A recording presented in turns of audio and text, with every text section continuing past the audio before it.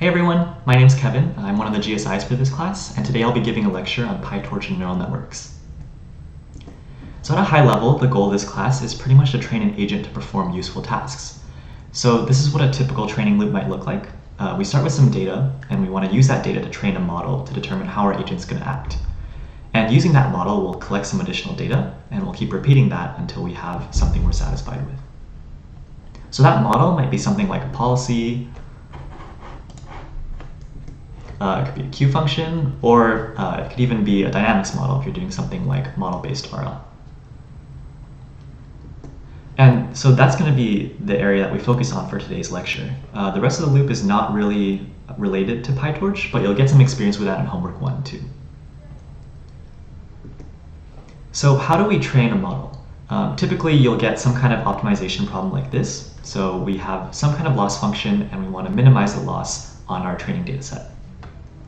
So there are a lot of different pieces here. We have a data set, we have some kind of model, probably a neural network, that is going to be making predictions. We have a loss function that defines how well we're performing so far.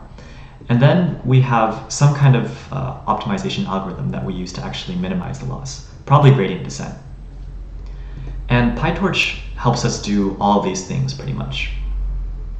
So at a high level, what PyTorch does is it's a Python library that lets you define neural networks and automatically compute gradients for gradient descent.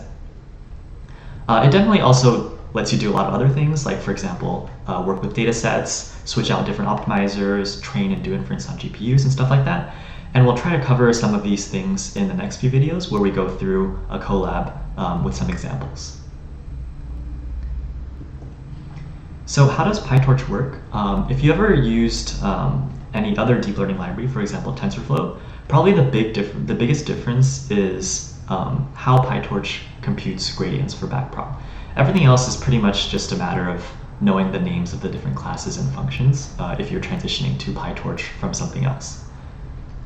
But for backprop, what PyTorch does is basically let you define the forward pass the way you'd normally write code. And you pretty much don't have to worry about defining the backward pass at all, or any kind of like computation graph. So in this example, what we do is we're going to define 3 layers. Each layer is going to be a linear function followed by some nonlinearity.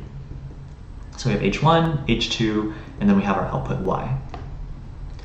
So at this point, that's pretty much all you need to do.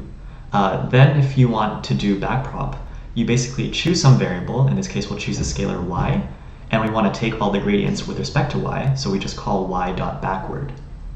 And what that's going to do is PyTorch is automatically going to compute the gradients of y with respect to each of your variables.